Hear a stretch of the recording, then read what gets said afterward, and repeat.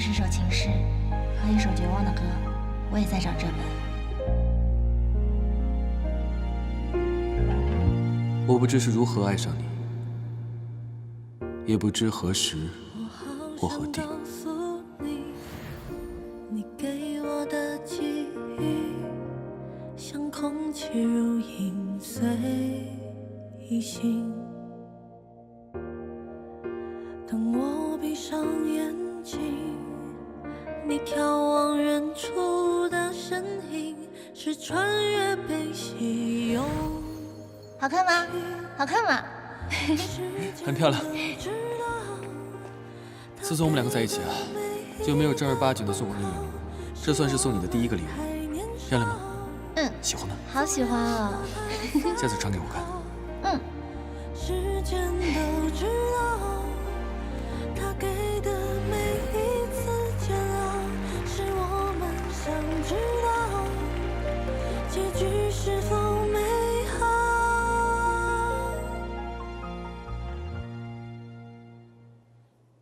这条裙子果然是挺适合你的。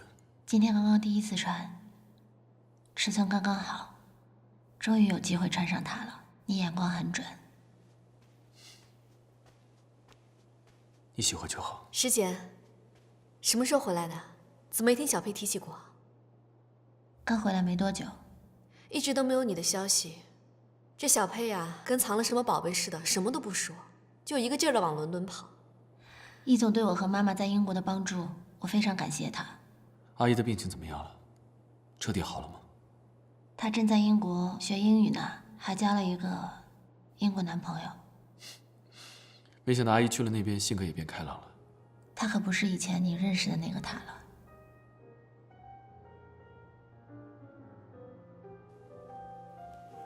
罗总来了，我过去打个招呼，失陪一下。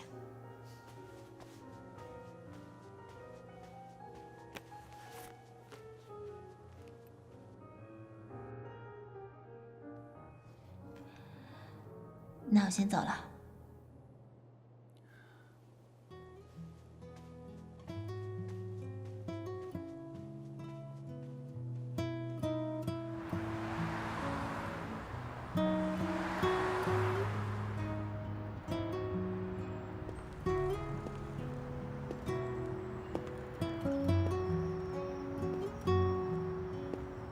师姐，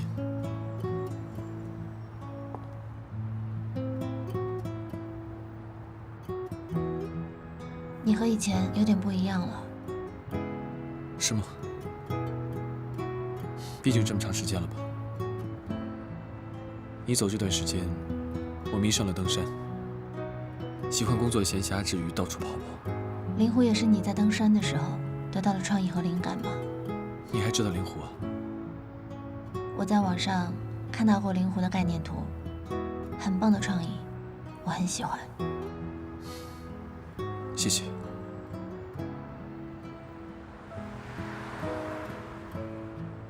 我看新闻了，灵鸟已经开始正式投入使用了。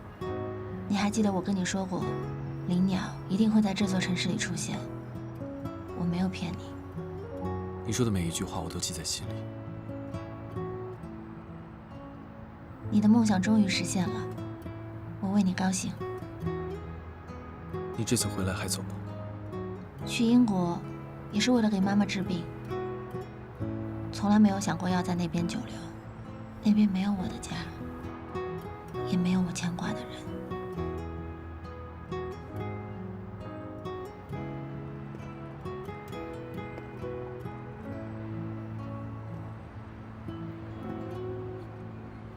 他对你好吗？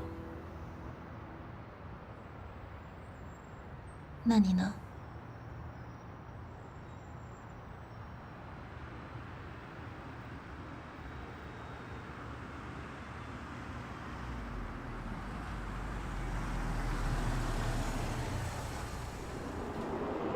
嘉诚，可以上车了。师姐，你要搭车吗？不用了，我自己打车回去。好吧。这样吧，我们还是送送你吧，就你一个人。真的不用。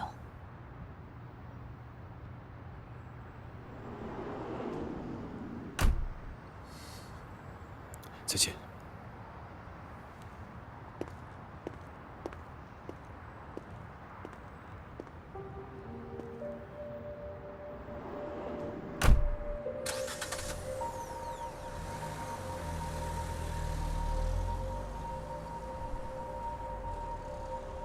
这不是我要的归位，这不是属于我们俩的相遇。我们的相遇里没有其他人，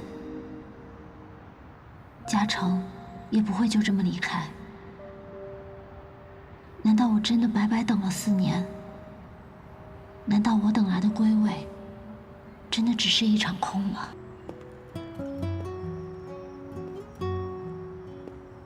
时间。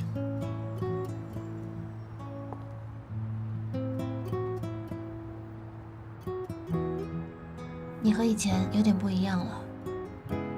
是吗？毕竟这么长时间了吧。你走这段时间，我迷上了登山，喜欢工作闲暇之余到处跑跑。灵狐也是你在登山的时候得到的创意和灵感吗？你还知道灵狐啊？我在网上看到过灵狐的概念图，很棒的创意，我很喜欢。谢谢。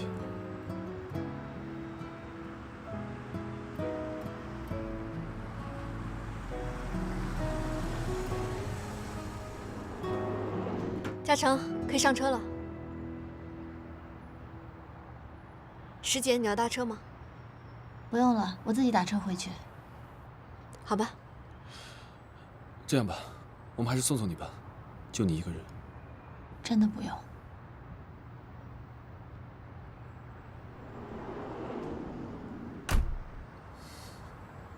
再见。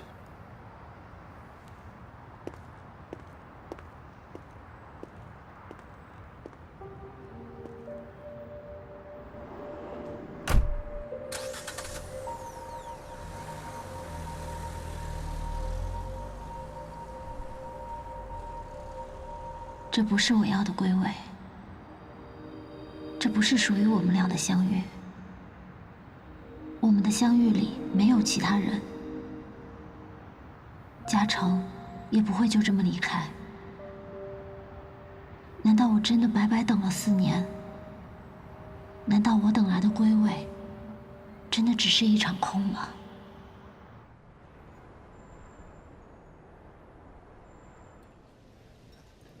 对不起，我没告诉你，是有原因的。回来多久了2个月吧。回来，你不告诉我，说明你不信任我，而且你没有选择回易贸上班，是选择了其他的公司。你是在刻意躲我吗？我自己一个人偷偷回来，又去别的广告公司上班。说实话，这件事情是我自己刻意安排的，因为我记得我告诉过你，我只能等待时间归位，所以我又按照原本的轨迹再重新来一遍。起码我希望在我自身问题上，我可以尽可能的去接近未来。现在如你所愿了，你见过叶嘉诚了，然后呢？我并不知道然后，但嘉诚他确实出现在了我们第一次相遇的酒会上面，时间地点都对，而且他没有搬家，他还是住在那个老房里面，手机也已经用回了未来那个手机号码，所以这就意味着未来的日子已经又开始重复发生了。时间给了你第2次机会，就是让你去违背它、反抗它，不是你现在这个样子。可是，在4年前，我已经做了太多的反抗和违背，而我现在只是想要还原我原本应该有的幸福美好的生活。或许你真的不能理解，但就算是再重复100次，我依然还是现在这个时间。你知道有多少人渴望有第2次选择，来成就不一样的自己？如果不是那样的话，所有的努力，所有的奋斗，都成了笑话。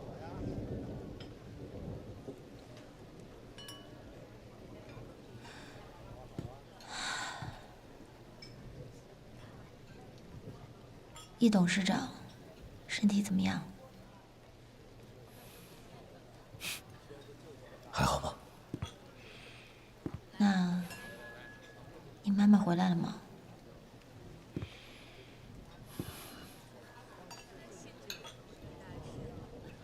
如果你可以回到30年前，让你再重新选择一次，或许你就不会选择跟你外公回来，而是会选择留在你母亲的身边。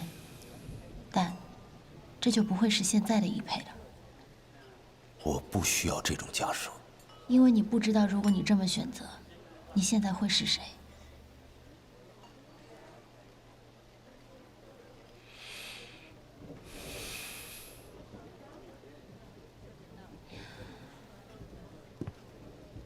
没有告诉你我要回来，是我不对，对不起。但我又怎么可能不把你当朋友呢？你是我非常非常重要的朋友。既然你要选择重复自己的人生，我成全你。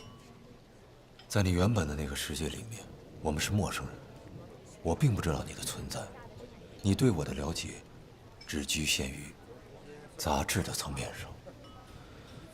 我希望你的时间和你期待的人如愿回归。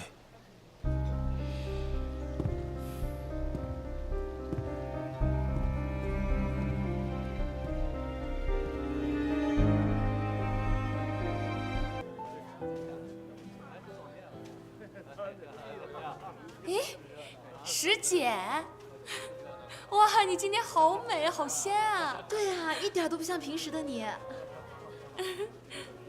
今天来到这里的所有的宾客都是我们长期合作的客户，要好好的招待，千万不要怠慢了。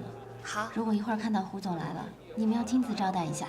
他是我们公司的重要客户，对我们公司帮助很大的。好的，放心吧。去工作吧。好的，好辛，苦你们了。没事儿，拜拜。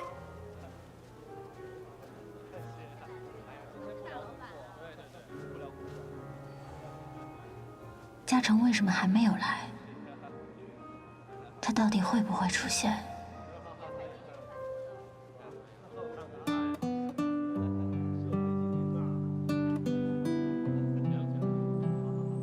易小姐，谢谢。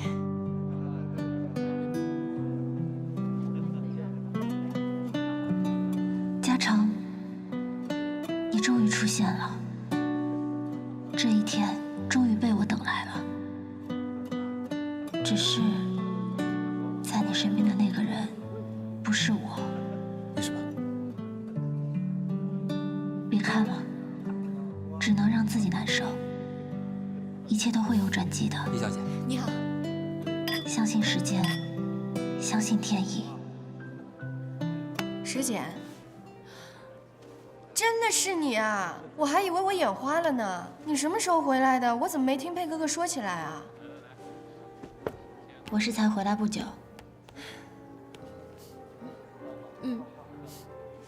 哎呀，当时你走的那么匆忙，连告个别都没有，也是没想到你一走就是这么多年，彻底失去联系了，微博都不更新了。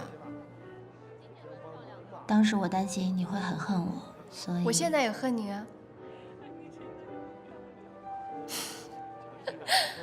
这么多年过去了，谁还计较这个呀？真是奇怪啊！我怎么看到你觉得莫名的很亲切，想恨都恨不起来。怎么样？还好吗？我现在创立了一个自己的品牌，华谊酒店旗下安宇酒店的创始人兼总裁。哇，真的吗？不是你那么惊讶干什么？我欧洲学的可是酒店管理，好歹也算是个专业人士吧。那有没有新的感情？哎呀，还是孤家寡人一个呀。谁让我这么优秀，都没人敢追我。你该不会是……你该不会是想要问我，是不是还爱着佩哥哥吧？爱。逗你的，这种爱不一样。再说了，我现在没有新的恋情，不代表说我还在等他吧？都经历这么多年过去了，我早就开始新的生活了。我决定认真的去等一个真正值得我爱的人。放心吧，我不会是你们俩的阻碍的。你们俩进展怎么样？我们俩，我可是听说佩哥哥一有空就往伦敦跑啊，伦敦的人民快烦死他了吧？哎，不对呀，你回来你怎么不去易贸帮佩哥哥？你跑来美达上班，你什么道理啊？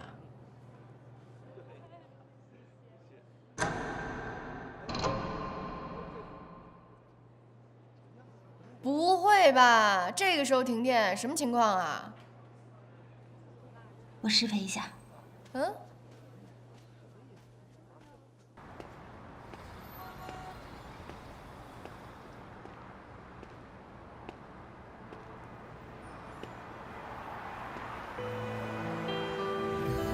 打球一定很辛苦吧？我这里正好有松露巧克力。本来是想买你最喜欢的手工特制的，可是附近都没有。但你可以尝尝这个，你一定会喜欢的。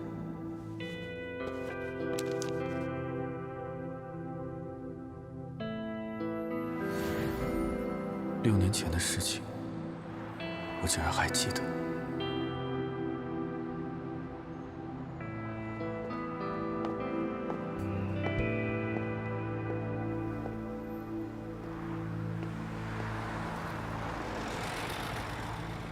这家店终于开了，太好了！就算嘉诚不喜欢吃甜食也没关系，我现在可以买给自己吃。我说，路没有尽头，转过身之后，就不要再回头。我说，我还在守候，下雨的时候，是我亲吻你的耳朵，心疼你哭，谁能听出你眼里无声的荒芜？黑夜孤独，谁来保护？怕你整夜醒着无助。你怎么知道新开了这家餐厅的？我们第一次约会，你挑的地方呀？我是听朋友介绍的。我在杂志上看到过，一直很想来，没有机会。对了，我记得你之前说这个很好吃，对吗？我记得你不爱吃甜食。我还是不太喜欢。这是给你的。这个真的不太甜，要不要尝一个？好啊。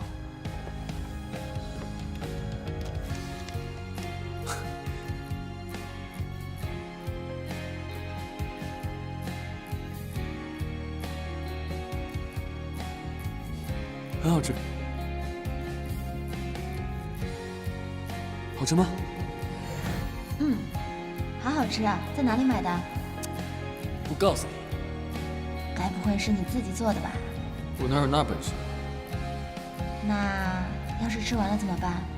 吃完了，吃完了我再给你买。对了，你还没有告诉我这个电话号码的秘密呢。其实我早就告诉过你啊，因为我说过我是洞悉未来的，那我当然就会知道5年之后你会用什么手机号码。不过你就当我是开玩笑的好了。其实我当时硬要你来相信我说的这些无稽之谈，也真的挺好笑的。你知道吗？灵鸟真的在你当年给我指的那个位置建起来了。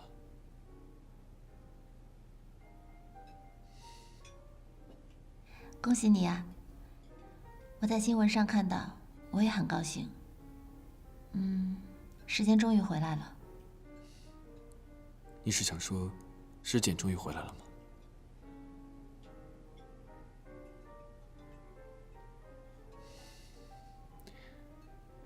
你走了4年，今天能再见到你，我很开心。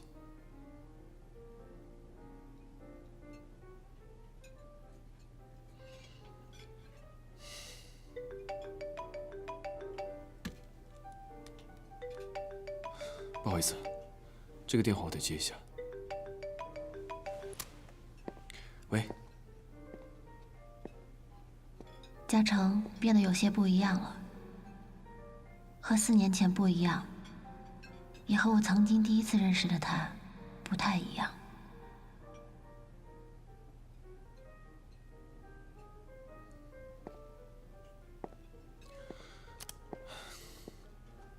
不好意思，久等了。公司是不是有重要的事情？没有，只是青林2期的项目正在融资，那些杂七杂八的乱事情，我不想讨论这些了。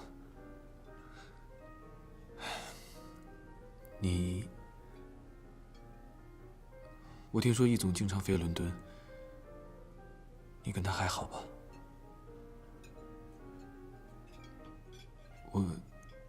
对了，你回来国内以后，怎么没有直接去易贸上班？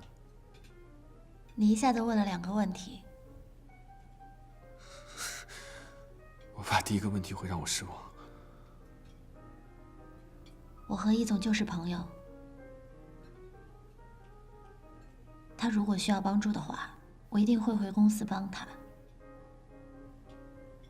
但目前我也有我自己的安排和计划。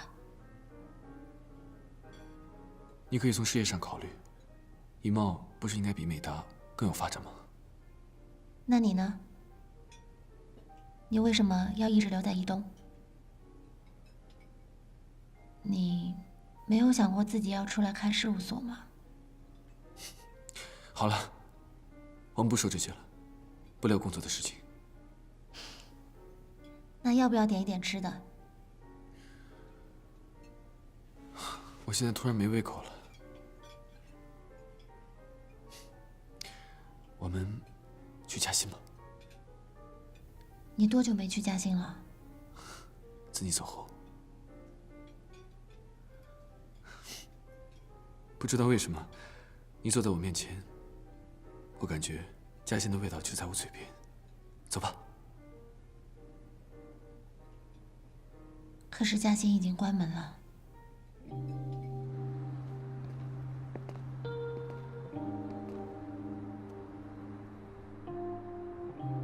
真不记得上一次来是什么时候了。我最近到底在忙些什么呀？我们第一次约会，从餐厅出来后，一直散步聊天，走了很远很远的路，走到2个人又饿了，嘉诚就带我来嘉兴吃夜宵。嘉兴生意很好，半夜也有很多客人。可是现在，虽然我们还是来了，却是大门紧锁。我知道，想要真正的再重复一次是不可能的。我不是当初的我了，嘉诚，也不是我第一次遇见的叶嘉诚了。那个自信、明朗的100块先生，难道已经被改变了吗？你有没有喜欢上别人？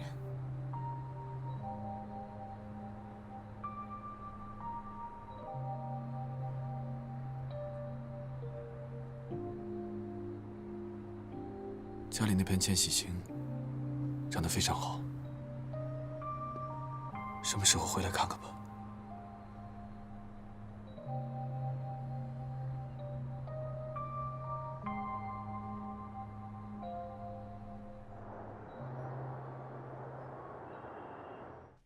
叶嘉诚，你到底是怎么办事的？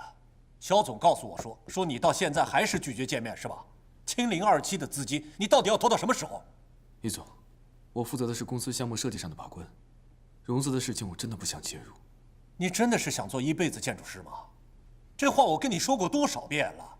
你现在不是建筑师，不是公司的普通职员，你现在是公司的副总。你站在什么高度，你就得干什么样的事情。你的个人利益和公司的利益是捆绑在一块儿的，你不干也得干。这个合同我们不跟他们签，他们就真的不跟我们合作了吗？那么多的融资信托公司，我们随便再找一家不就行了？你是装糊涂还是真傻啊？肖总是我已经码好的关系，而且他比你聪明，一点就通。你呢？我明白了。你是不是觉得我写的数额不够明确，在协议上没有体现出来？我一直拿你当我自己人，所以好多事情没有明说。既然现在你觉得亲兄弟必须得明算账的话 ，OK， 那你告诉我，那80%，你需要多少？易总，这笔资金如果用在公司的项目选材上，其实可以选择更好的材料。行了，你别跟我扯那些什么材料不材料的，你是没拿到过，你不知道它带来的好处是什么。我拿你当自己人，信任你才让你去，协议上现在只有你的名字，你把80%全拿走了，我也无话可说，对不对？你说我对你有多信任？你现在赶紧去把合同给签了，等资金一到位，咱们有更多的缝可以钻。你只要好好的跟我干，我不会亏待你的。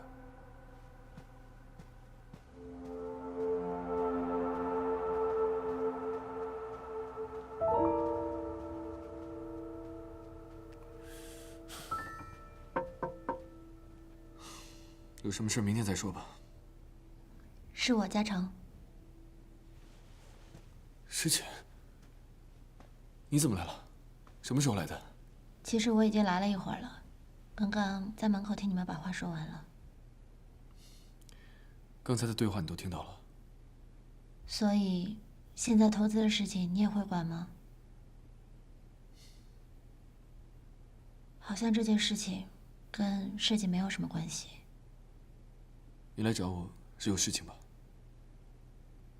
不好意思啊，我可能来的不是时候。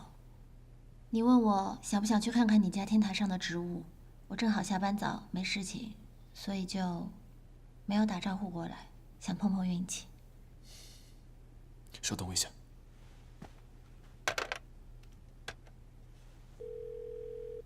喂，艾米，你帮我看一下晚上的工作安排。设计部那边还在开会，说等你过去确认。但是我刚刚问过了，可能会开到半夜。要不你先提前帮他们订好一点的晚餐吧，否则他们又用泡面糊弄了。如果有什么事情或者有新的进展，你提前给我手机打电话。好的，拜拜。走吧，我先跟你回去，一会儿我还得过来。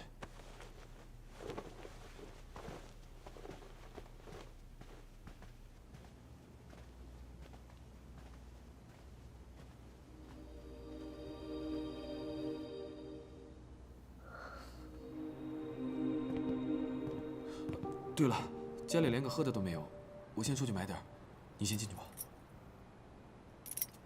马上回来。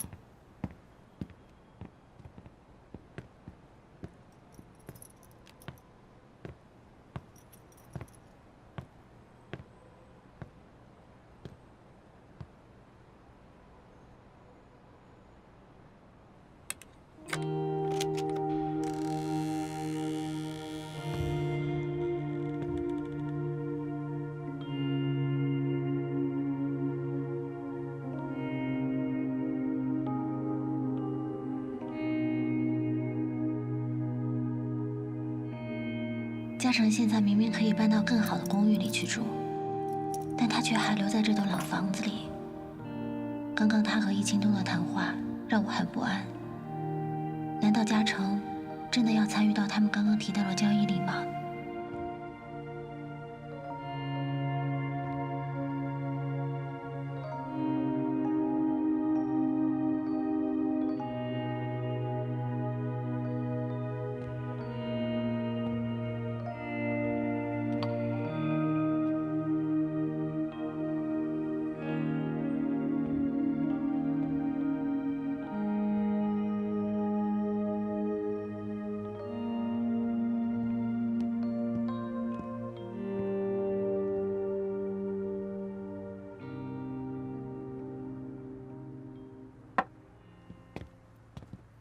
你都看到了，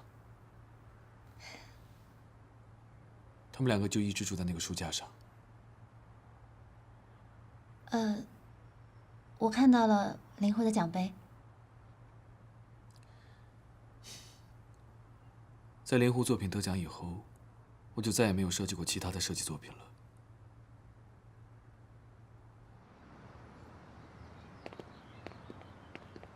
他们长得真好啊，我经常想起他们，我还一直担心你因为太忙没时间照顾他们呢。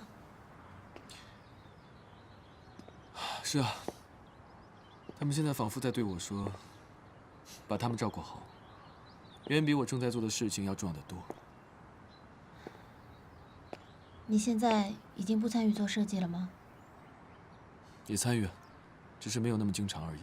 公司设计部新进了几个设计师，挺让我放心的。所以，他们进来以后，我就不经常参与具体项目的讨论了。可是你更喜欢做设计啊。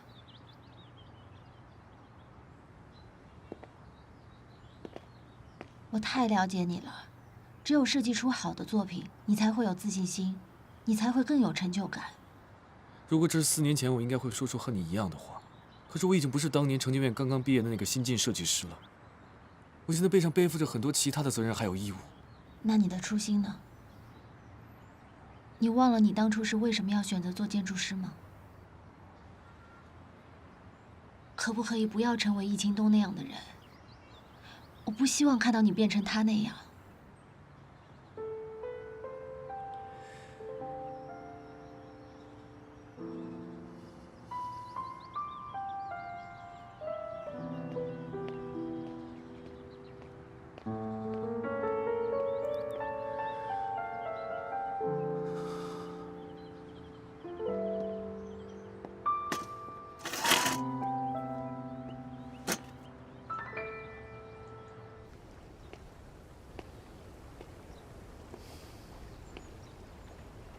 谢谢。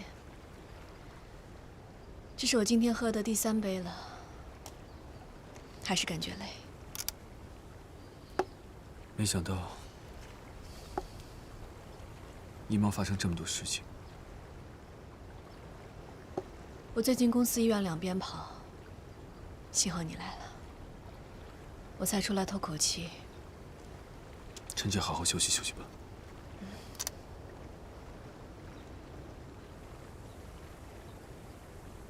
肩膀能借我靠一下吗？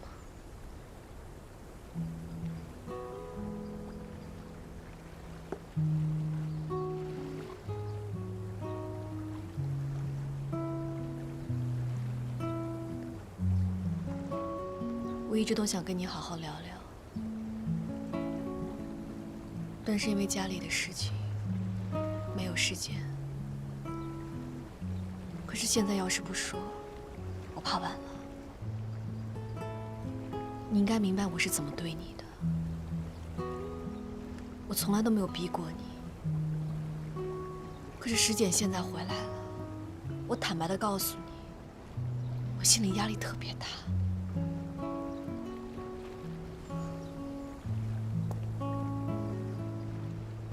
如果你想离开一东的话，不想跟我哥合作，那你就离开，不用顾及我。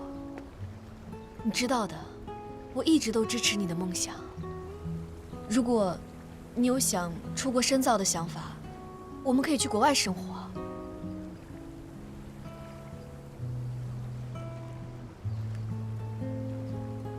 我想你已经明白了我对你的想法。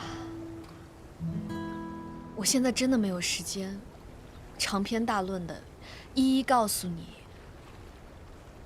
我对你所有的情感。但是我知道，你应该明白。我不需要你现在给我答案，但是我希望你能认真的考虑一下我的邀请。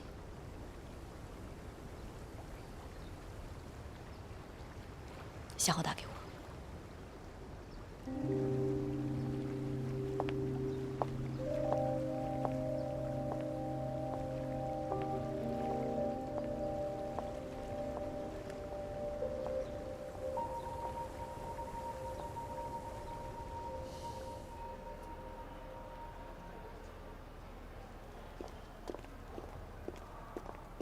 按照现在统计的数据，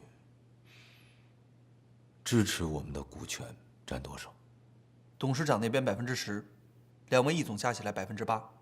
加上一些股东、高管、投资人、投资机构，差不多23%吧。对了，易总，您母亲那边还有2%的股权，是当年董事长留给他的。如果咱们可以争取过来的话，那就是25%。那易清东那边呢？据我了解的情况，差不多15%吧。差距不是很大，没有绝对胜出的把握。况且，这只是推算，中间是有误差的。万泽集团早有布局了，我这个傻哥哥真是为了自己被别人利用还不知道。我们先不说这些，目前除了争取更多的股东来支持我们，还要尽可能多的去购买股票，绝对不能让万泽掌握了控制权。把所有能支持我们的股东的名单列出来，我们要一个一个去谈。好的，我知道了。股东大会最后定的是哪一天？下个月28号。还好，我们还有1个多月的时间，希望还能来得及。易清东那边肯定在做着和我们同样的工作，现在要比的就是谁的手快。小裴，咱们易贸除了内忧还有外患呢。你是说外资银行？保证金能不能够补足，直接关系到我们的话语权。保证金你不用担心，我来想办法。大家一起努力嘛。反正不管怎么样，无论是万泽还是境外资金，咱们易贸绝对不能落入别人的手中。我先走了。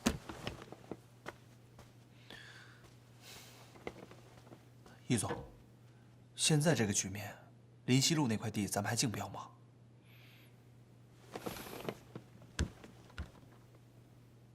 那块地先放一放，以大局为重。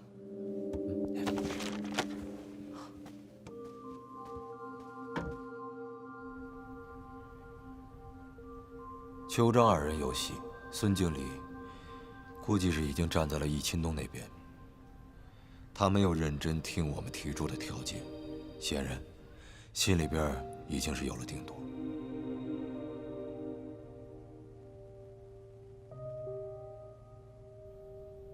董事长是我的大恩人，当初要不是他看好我、支持我，现在的我也不是这个局面，我的公司也做不了这么大。现在董事长需要我帮助，我义不容辞。那太感谢了，爸爸要是知道你这么支持他，一定会非常感动的。不过呢，现在市场的情况，你们都知道，我的公司也遇到了不少的困难。有什么条件您尽管提，我们一定满足。不愧是董事长的指定人选呀。好，咱们打开天窗说亮话，来，干杯！谢谢。干！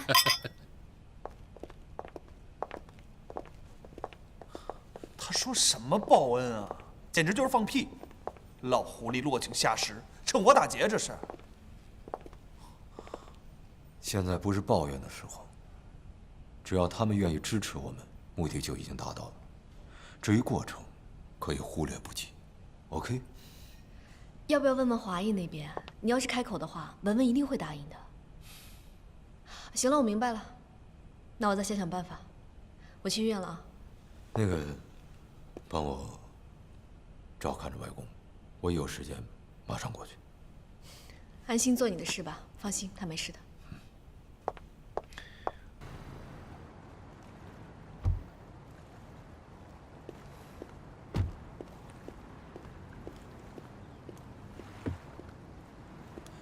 易总，怎么开到这里来了？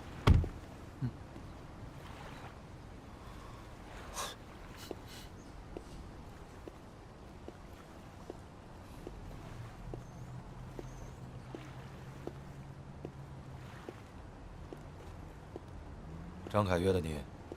他也是怕你绷得太紧，心情不好，所以让你来这儿透透气。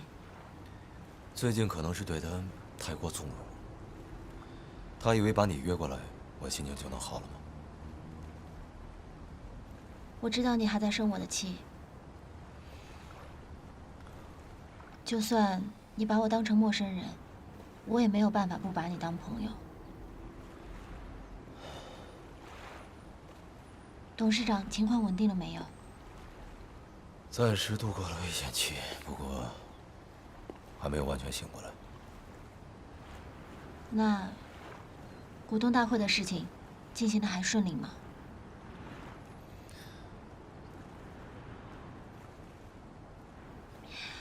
我会一毛过来帮你吧。现在正是一毛和你最需要人的时候，虽然我也不一定能帮上什么大忙，但起码我可以是你值得信任的人。不需要。这种时候，可不可以收起你那一点点傲娇呢？作为狮子座的属性，可不可以不要都用到我身上？如果你是为了帮我，那就更没有必要了。如你所说，你帮不上什么大忙，反而会添乱。你现在说什么，我都不会和你较真儿。况且，之前一直都是你在帮我忙，现在是时候该我来回报你了。我巴不得你欠我一辈子呢，还不上，我就永远是你的债主。一毛现在大局未定，前途未卜，我怎么可能在这个时候把你拖下水呢？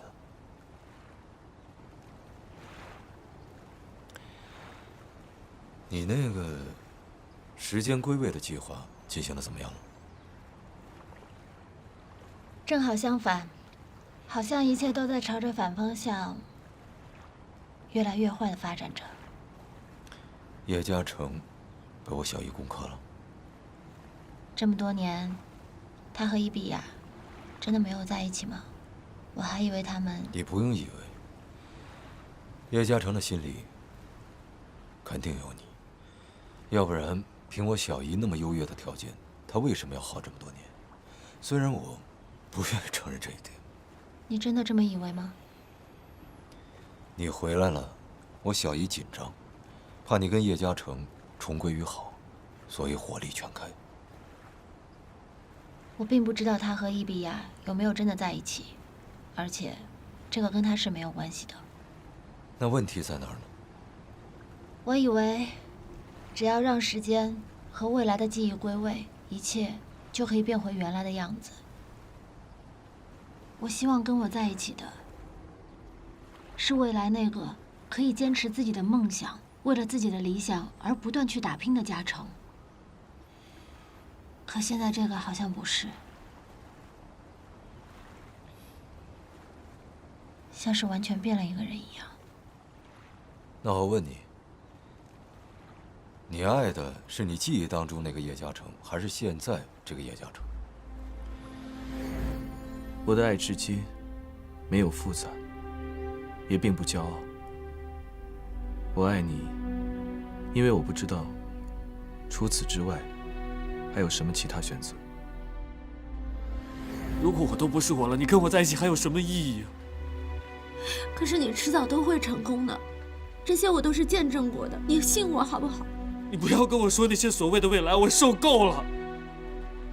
如果不是因为你的出现，这一切甚至不可能会发生。如果我没有离开城建院，如果你没有喜欢上我，说不定我们两个还在自己不同的人生轨迹上。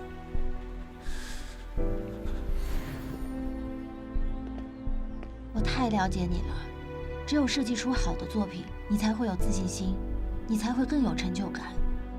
如果这是4年前，我应该会说出和你一样的话。可是我已经不是当年城建院刚刚毕业的那个新晋设计师了，我现在背上背负着很多其他的责任还有义务。那你的初心呢？世界不是停止不动的，时时刻刻都在变化着。时间都不是未来那个时间，你为什么要求现在的叶嘉诚要变回未来的叶嘉诚呢？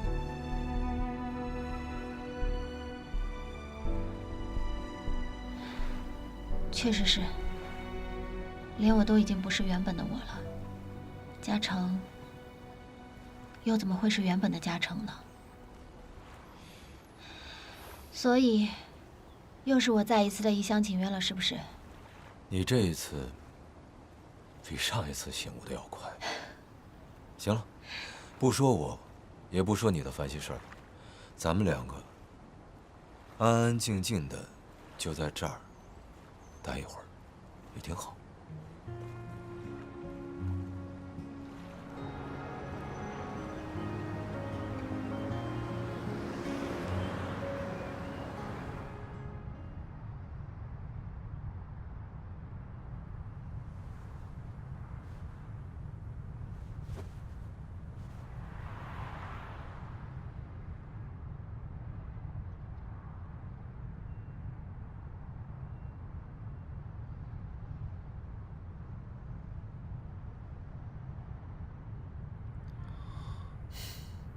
他终于睡着了，多亏了你。易总已经很多天没有好好休息了，我也不敢多说什么，说多了他就发脾气。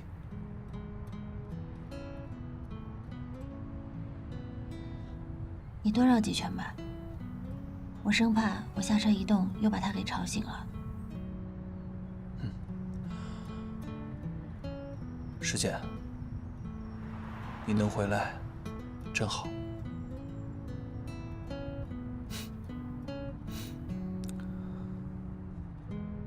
我的确回来了，可我期待的那个世界，什么时候才能归位？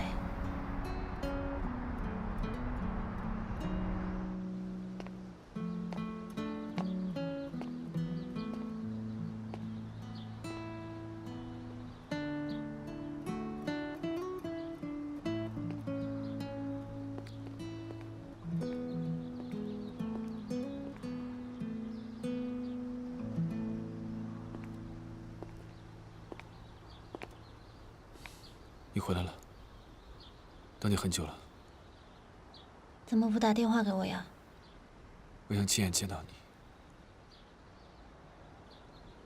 你那天说的话一直在我耳边回响。那天是我太冲动了，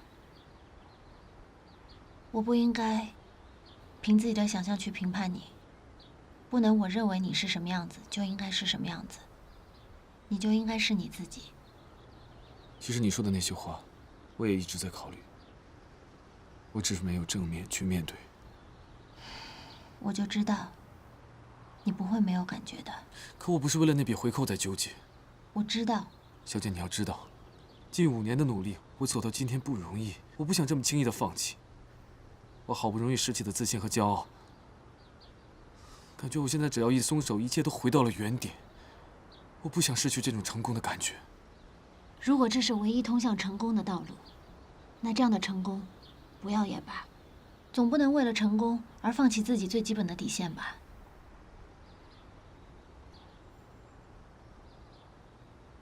我可能的确离自己的轨迹越走越远了。我不相信你真的忘记了自己的初心，我更不相信你会成为易京东那样唯利是图的人。你做不出那样的事情。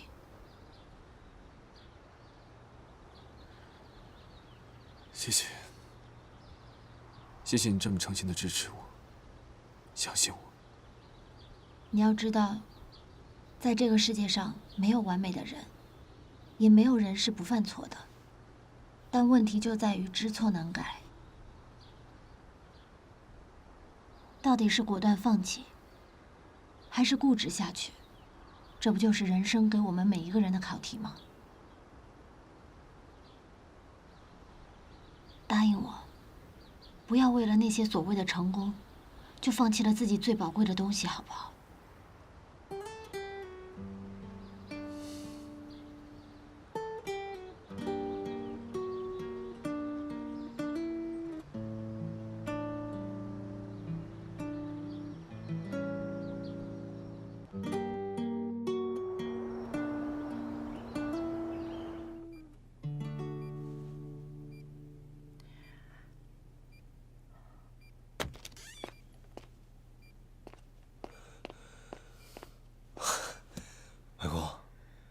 终于醒了。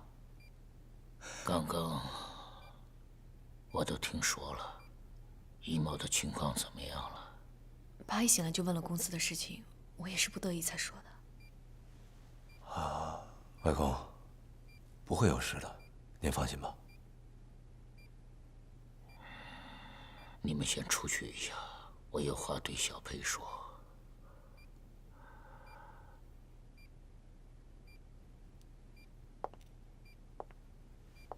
走吧。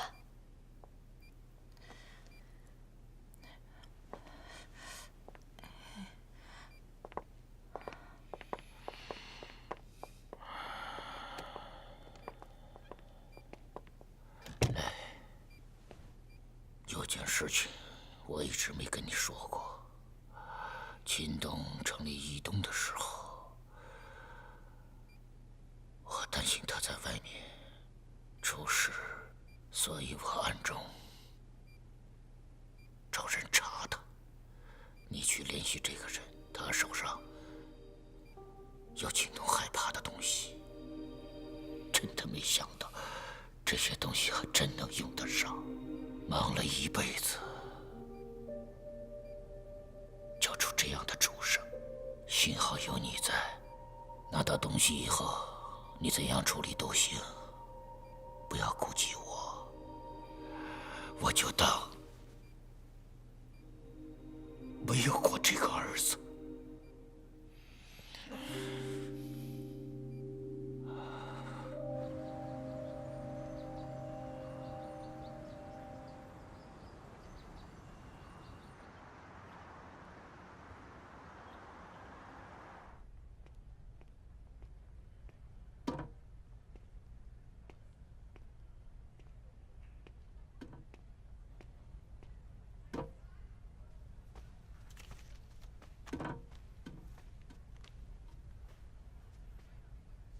你怎么现在才来呀？你不知道今天的会议很重要吗？你知道我们大家等了你多长时间啊？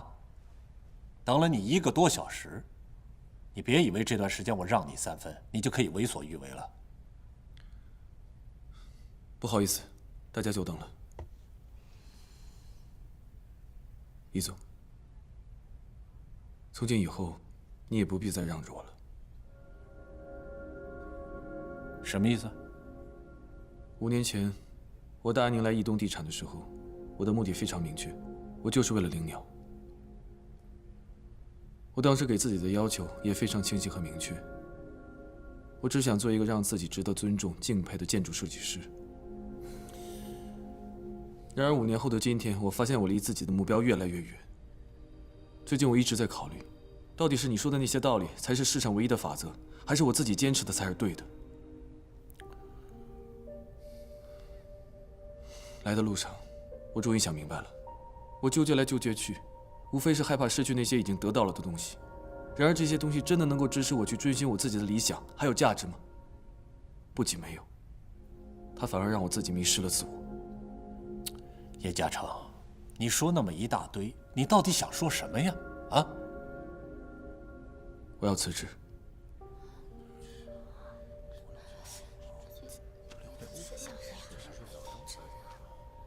你说什么？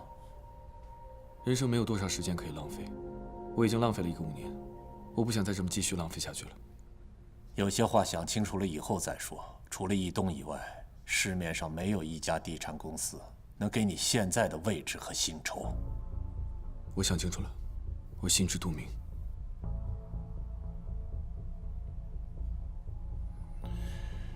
叶嘉诚，我告诉你一句实话，要不是看在我妹妹的面子上，你以为凭你的能力能做到今天的位置吗？你也太自不量力了吧！少做一点白日梦，对你有好处。我真希望您能早一点说出这些话，这样我就能早一点看清事实。再见，易总。叶嘉诚，我告诉你，出了这个门你就别想再回来。我求之不得。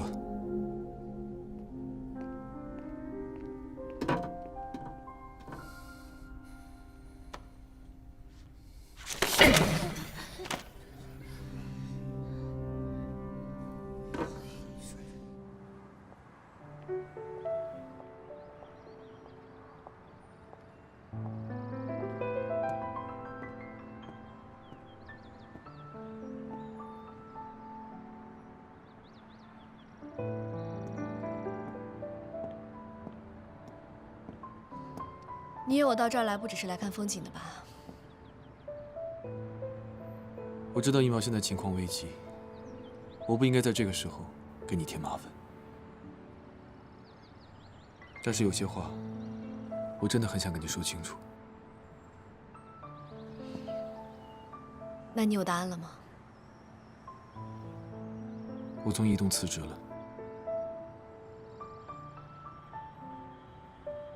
你终于做了这个决定。移动的确不太适合你，尤其是我哥现在这个样子。说实话吧，我也不希望你留在那儿。当初进义东就是为了灵鸟，可是现在灵鸟建成了，我却觉得自己越走越偏。我想是时候跟自己做一个了断了。辞职，就是为了跟过去告别。我希望自己能有一个新的开始。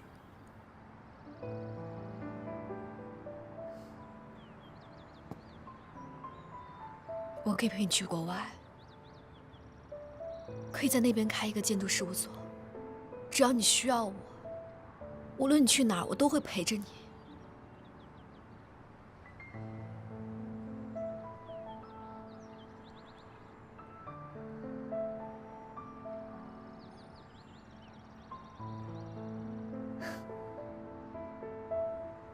我懂了，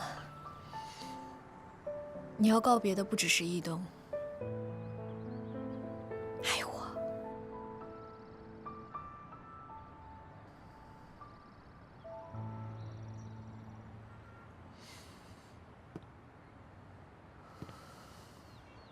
莉亚，我希望我们俩能够做朋友，那种彼此依靠、彼此信任的朋友。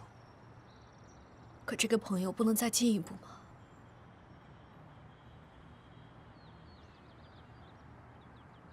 是因为时间吗？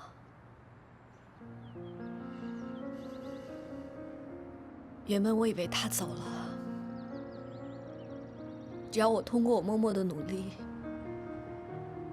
爱情的天平总会倾向我这一边。所以我从来都没有逼过你。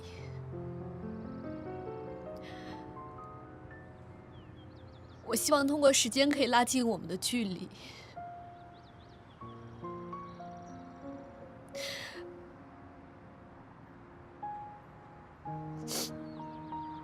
可是酒会那天，师姐她突然出现了，我看你看她的眼神，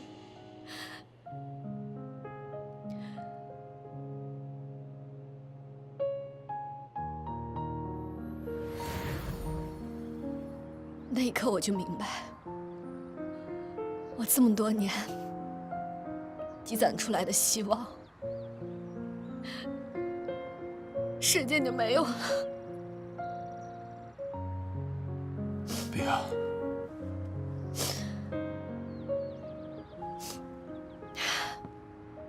已经做好决定要跟他在一起了。